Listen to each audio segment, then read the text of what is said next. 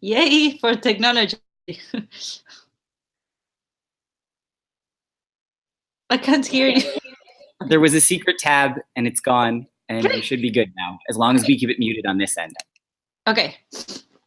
Sorry about that. Thank you. No. I would love to do a quick intro after all that. Pia Mancini has had lots of cool, amazing projects, but the one she's working on right now is she is working on a project called OpenCollective, which is trying to reimagine the units of economic and social and social activity in the citizen space. So they're building a platform to afford that, and I would love to introduce her so that she can speak about it, and hopefully we can figure out a non-cyclical way to do Q&A at the end. I think we've resolved it, and if you give a round of applause, that would be amazing.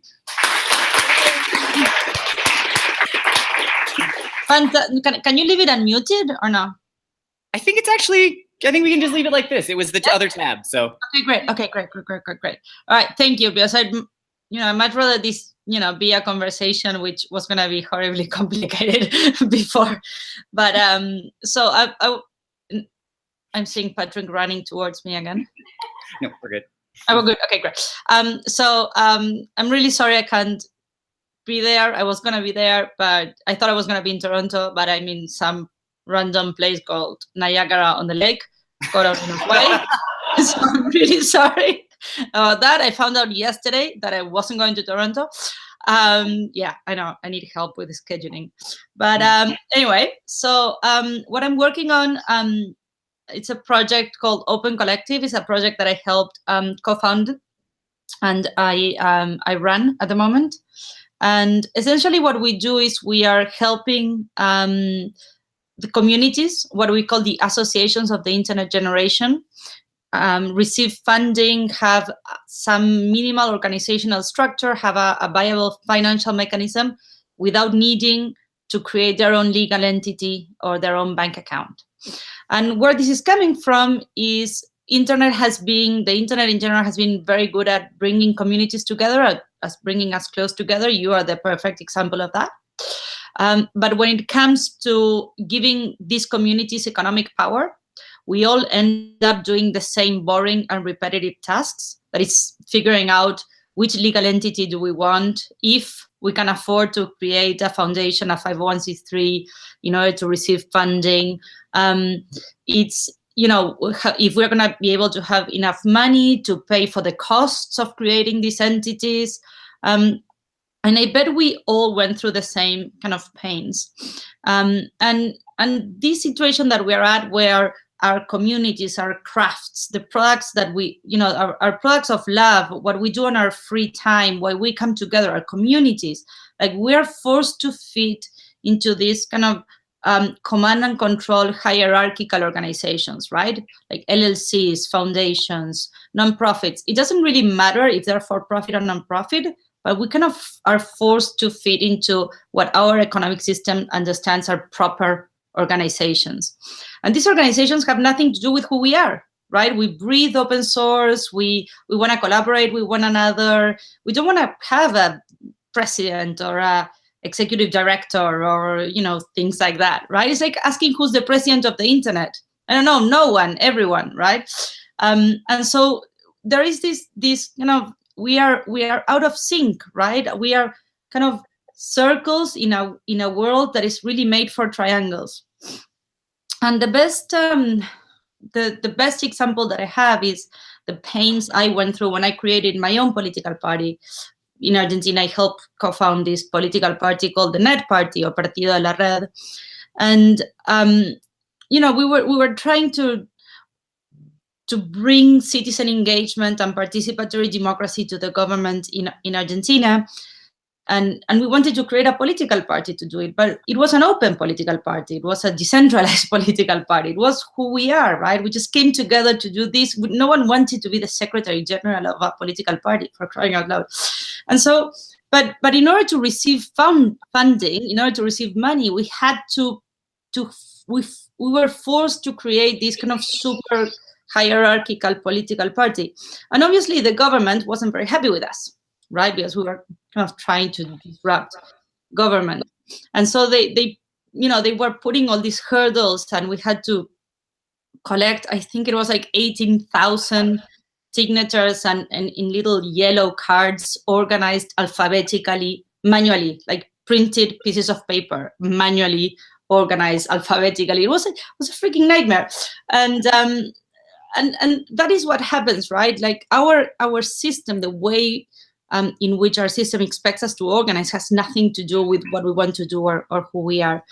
Imagine if, like, for example, you're having a legal entity for each of these initiatives, citizen initiatives, meetups, open source projects. Having a legal entity for each and every one of them, it's like having one server per blog. It's pointless, right? What we should do is create like mutualized infrastructure where we can support all of these organizations. And that's what OpenCollective is. OpenCollective is a platform for open finances that essentially what we do is we give economic power. We provide infrastructure for these communities to have economic power, right? And it's a platform. I wish I could have my presentation here, but I don't, but I'm happy to answer questions later. But essentially what we do is we enable all of these groups to raise funds in a completely transparent way, to share resources and mutualize resources, to pay for expenses, to have contributors that contribute more or less depending, what they're doing at the moment, and without needing to have each of them their own legal entity or their bank account. And the way we do it is we use a figure that exists that is called fiscal sponsorship, that many of you might know it. And so what we built is a network of organizations around the world that act as the servers, right? These organizations, what they do is they virtualize their entities so they can host all of these different collectives in their own structure. So you don't need one legal entity per initiatives. You just need one legal entity per vertical, for example, like we do with the open source collective, that we host over 500 open source projects that before they couldn't have any funding.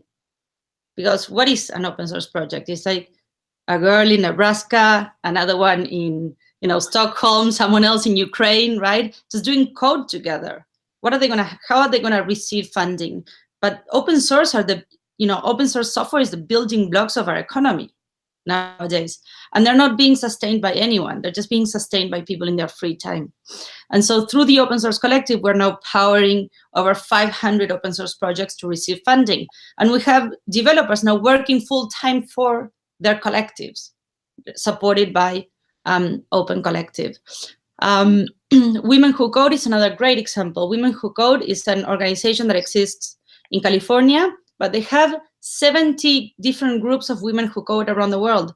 Taipei, Dublin, Bangalore, Texas, Austin, Texas, you name it.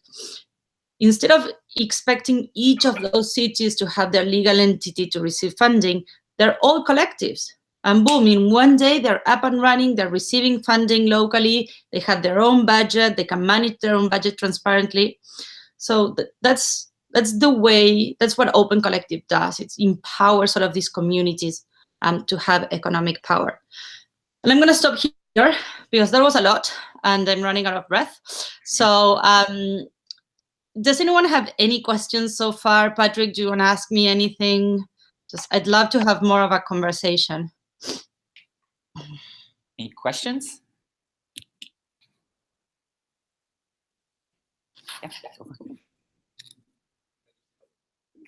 Yeah, we can bring the. That'll work. Just talk into it. You have a box? That's great. Mozilla has a box. Yeah, just kind of yell into it, like, well, just talk. Sorry, I'll just yell. Box off? That's also.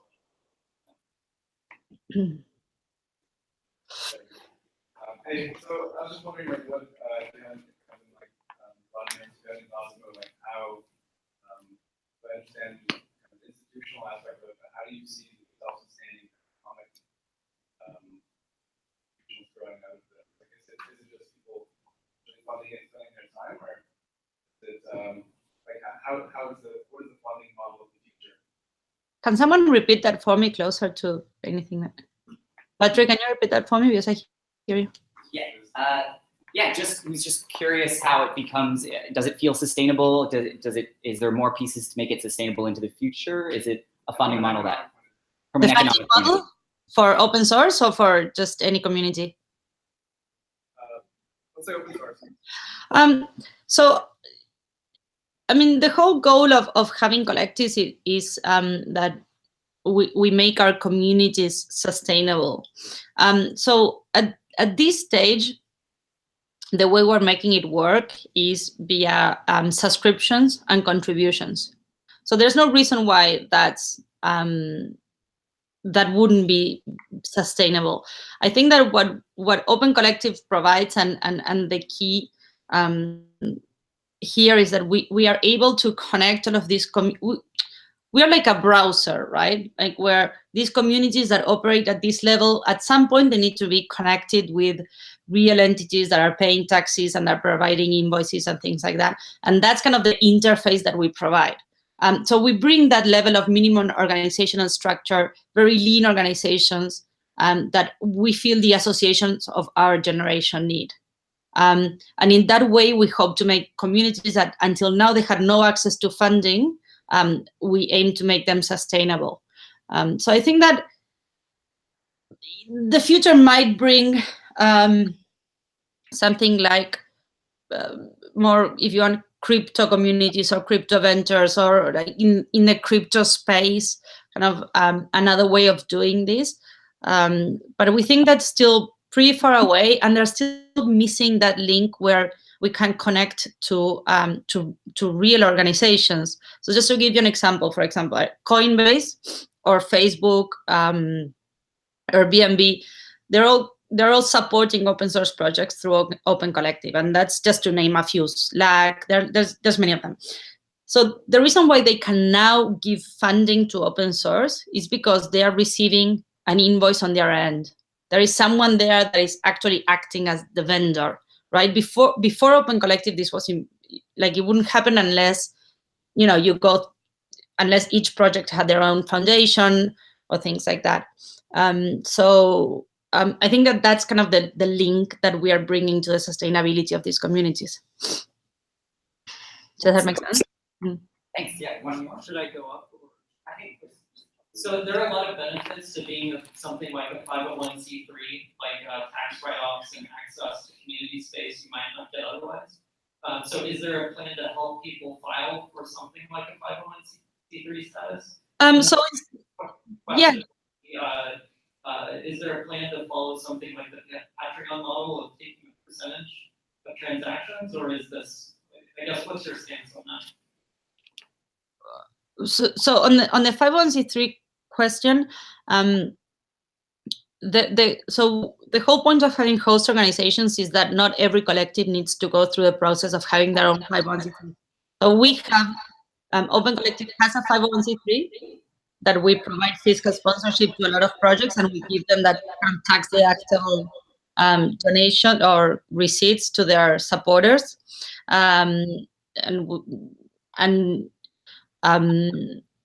Women Who Code, for example, is also their own 501c3, so they provide that for all their networks. So as long as there are hosts that provide that, then I don't think that everyone has to go through that. We don't help collectives file for 501c3 in the future. Maybe that's something that we can do.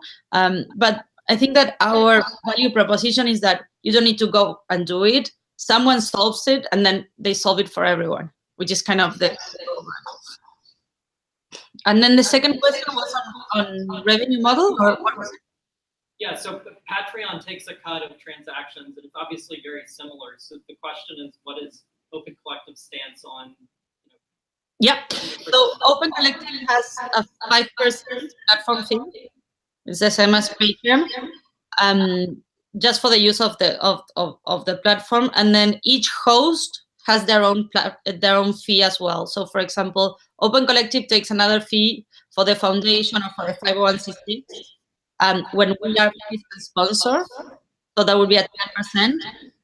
But it depends. So Operation Code, for example, it's a 501c3 that teaches veterans how to code and helps them find jobs in the tech sector. They're on the platform. They're hosting Operation Code in different states of the US.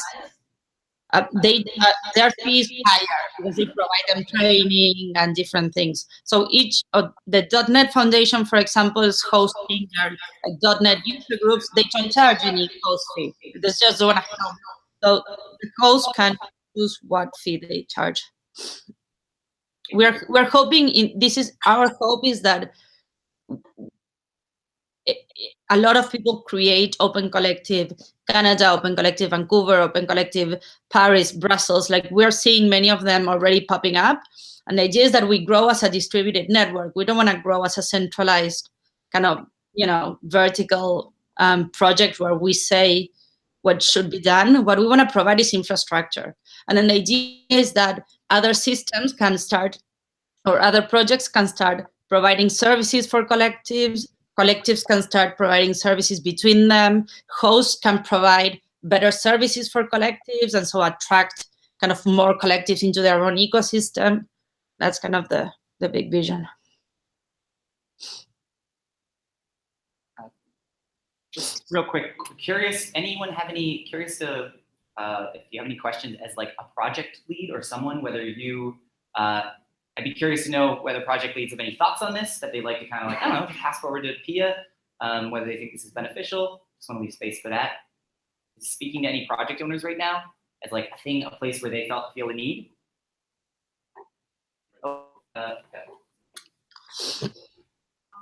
Yeah, this actually sounds really amazing because our team is basically in the process of deciding, what should we be? Like, should we be a nonprofit, something like that? So my question is, so how do we get, is there like an application process? Is there a screening process? And the second is, can we still be on the platform and use the services even after we decide to be a nonprofit or for-profit? Yes, so there is an application process that depends on the host. So we were just talking with Patrick briefly today, a couple of hours ago when I landed, about having an OpenCollective Canada organization that could provide the hosting for all the collectives based in Canada. OpenCollective also hosts collectives around the world, but we'd like to have maybe one association, that one nonprofit in Canada that can help like this whole kind of civic tech ecosystem. So the application would be with that and with that host. And then you can use OpenCollective with your own host. You can be yourself, your own host personally. We have, for example, Django girls in Marseille and in Helsinki. Because their budget is about 500 euros a month or something, they host it themselves in their own bank account, so they become the host of their own collectives. And OpenCollective just provides that kind of layer of transparency. Everything on OpenCollective is transparent by design. You can't get money in or out of your collective without that being a public record. And so that enables, helps with trust issues and enables anyone to become a host.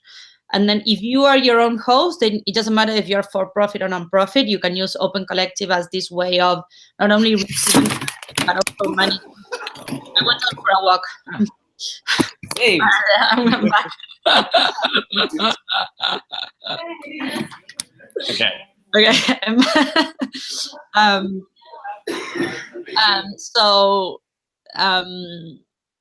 So it doesn't matter if you're for profit or non-profit. OpenCollective that provides that kind of virtual layer that enables you to manage a transparent budget, and also we are governance agnostic. We are very opinionated in terms of our transparency. Like, there's, as I say, it's like that's by design. There's no way of not being transparent, but we're not opinionated in terms of the governance part of it. You can decide. We have projects, open source projects, for example, that contribute for developers like salaries, like a proper full-time salary. And then we have open source projects that don't want to pay for code, but they just paid for things for their community. So, for example, swag or stickers and t-shirts or their operation cost, server, etc. So we don't get involved in how you decide how you want to. Each collective decides how they want to spend their money.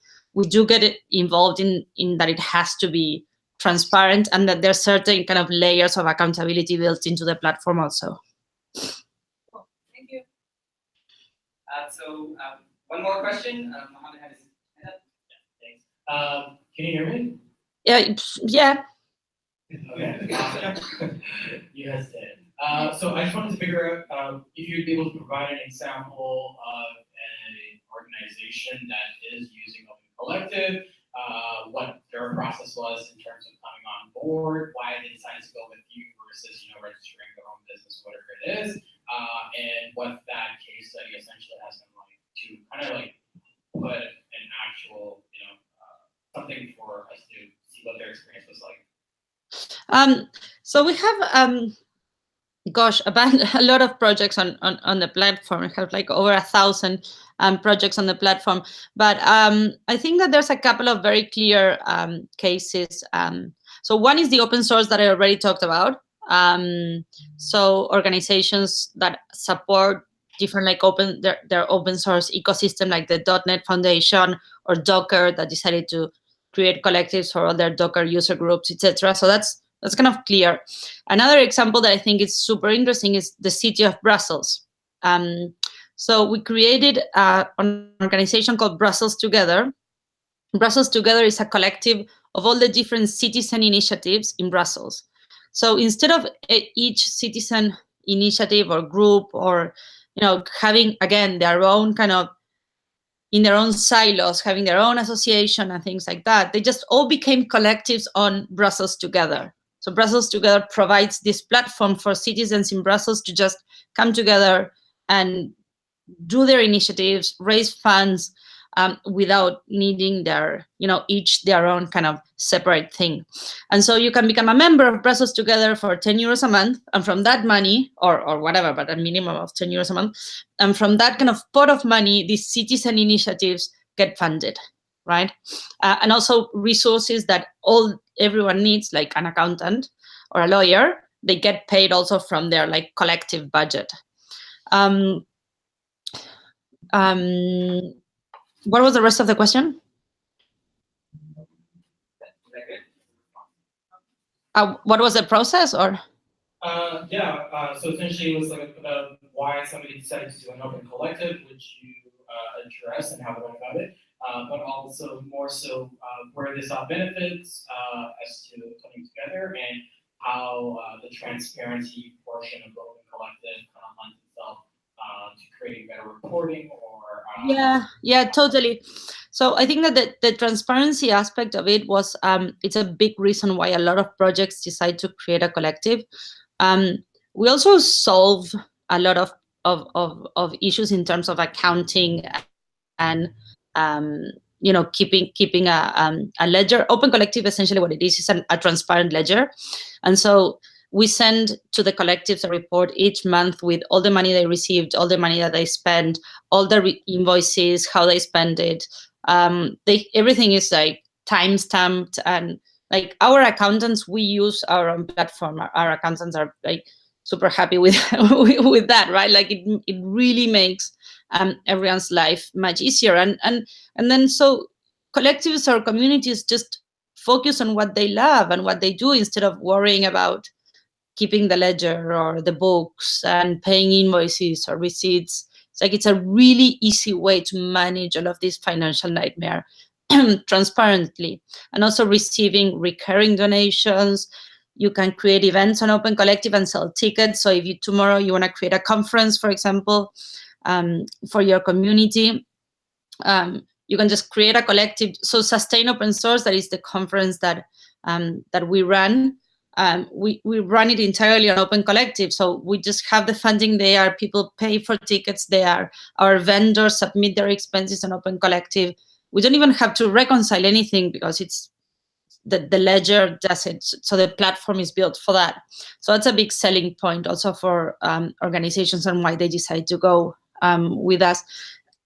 And then for companies that are supporting some of these collectives, for them it's easier also to deal just with one one platform. And so we've been seeing that a lot of these companies that are sponsors of other collectives are incentivizing groups to come onto OpenCollective so they can also support them through this. For them, the reporting and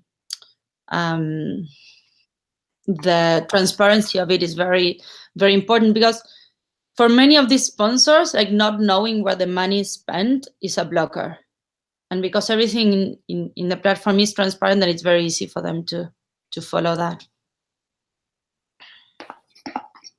Thanks, Bill. One final question from myself. Yeah. How are you aware of any examples of government funding projects through OpenCollective, government partners?